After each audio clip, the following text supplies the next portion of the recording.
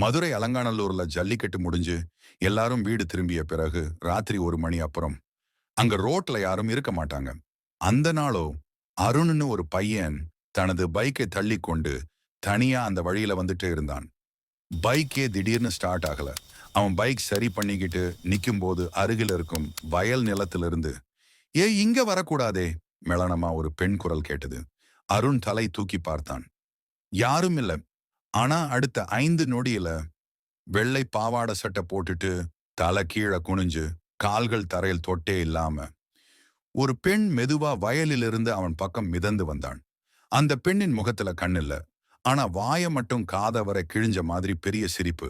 அருண் பயத்துல பைக் எடுக்காம ஓட ஆரம்பிச்சான். ஆனா அவன் ஓடுற வேகத்துக்கு முன்னாடி அவ பெண் அவனை கடந்து ரோட்டோட நடுவுல நிக்கிறாள்.